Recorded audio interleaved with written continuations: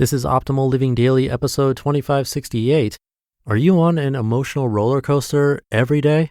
By Allison Carmen of AllisonCarmen.com. And I'm your narrator, Justin Malik, the guy that reads blogs or articles to you every single day of the year, including weekends and holidays. I appreciate you listening every single day. It really means a lot. We're going to get right to our next post as we optimize your life. Are you an emotional roller coaster every day? By Allison Carmen of AllisonCarmen.com. My client Lauren came to me a few months ago frustrated that she cannot stay joyful all day long. She felt her emotions were a roller coaster depending on what she was experiencing in the outside world. I asked her to keep a journal so we could look at what was triggering her emotions. When we reviewed her journal, it read like this. Quote, I woke up in the morning really excited for the possibilities of my day. I had some toast and coffee, and I felt great. I woke the children up, and they were very cranky. Steve would not eat breakfast, and Sophia would not stop screaming. I finally got them out the door, and I felt so negative and annoyed. Why is my life like this? I bet other parents don't have this type of morning. The children missed the bus, and I had to drive them to school. I was 30 minutes late for work, and I was tired and cranky. I went to my desk and saw that my boss was out sick, so I had until tomorrow for my project. I felt positive. About 2 hours later, the phone rang, and it was my brother asking me for money, and I really did not want to lend him money again. I started to feel negative again, end quote. Lauren wanted more emotional balance in her life, but she could not just snap her fingers and turn off her thoughts and reactions to the outside world. Lauren wanted to know how she could cultivate an inner joy and space that would sustain her throughout the day no matter what she faced. Here's my daily practice that I shared with Lauren to help her maintain emotional stability throughout her day. Number 1, gratitude. I wrote about this before in the Attitude of Gratitude post. In the morning when I wake up, before my mind starts going through everything I need to do for the day, I stop and remind myself of all the people and things for which I am grateful. I was never one to list things or keep a routine, but the gratitude list helps me gain a sustainable perspective before I even get out of bed. I have a greater understanding of what is really important to me throughout the day, and I'm less affected by outside daily events. I also end my days with a gratitude exercise, this time focusing on fortunate circumstances from the day. A better perspective before I go to bed on the day that has passed allows me to calm my mind, stay hopeful, and sleep better.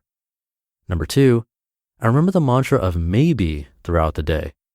Sometimes when we get upset, it is because we believe that we are stuck in a pattern and things are not going our way. We forget that life will change again. We can remind ourselves that as bad as things may look or feel, there are always the possibilities that maybe what is happening will turn out to be good.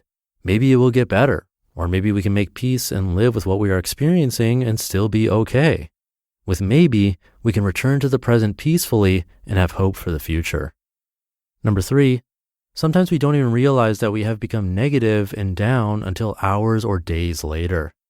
Creating awareness of when and how our emotions get low is an ongoing practice. Sometimes when clients such as Lauren journal their day, it becomes more clear to them when they take dips. By creating awareness around our emotional dips and turns, we have a guide as to when to use maybe and other techniques to ward off too many mood swings.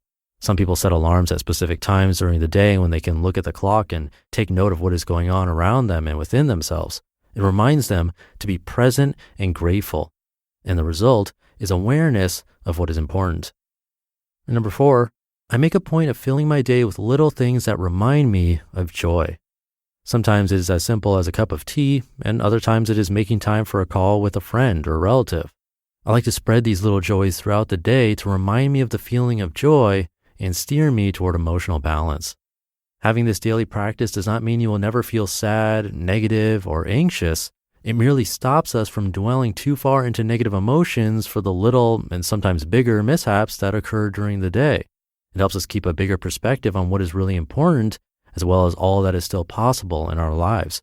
The more aware we become of the things that throw us off course, the less we will allow daily experiences to overcome our inner joy and path.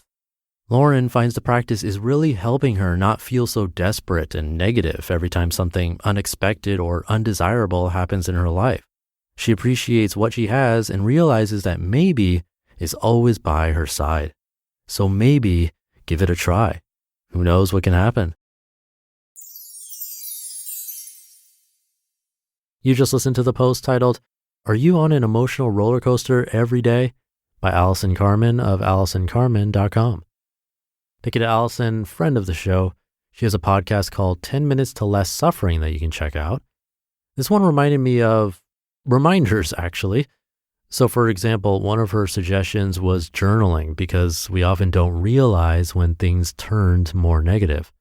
We almost need a reminder to check in and actually think about our mood and the events that affected it. I personally use a mood tracker for this. It's just a simple app where I log my current mood and what things were taking place. I don't think it's necessary, but I found it's an easy way to remind myself to mentally check in, and then I can get a bit more analytical and look for patterns. Another sort of reminder is gratitude journaling. We need to remind ourselves to be grateful, to actually think about the good things. Otherwise, we can get stuck in that negative space and it becomes hard to get out. This also, I think, doesn't need to be super formal. I've mentioned before that I bought one of those books that has the same thing on every page, and it's quite an expensive book. The only thing that changes on each page is the quote at the top. If I were to do it all over again, I'd keep the gratitude practice, but get rid of the book itself. It's not necessary. Allison also mentioned filling her day with little things that remind her of joy. So that's another reminder. Reminders all over the place. And hopefully this podcast can also serve as that daily reminder for you. I know it does for me. So keep remembering and reminding yourself. Have a great rest of your day. Thank you for being here. And I'll see you tomorrow where your optimal life awaits.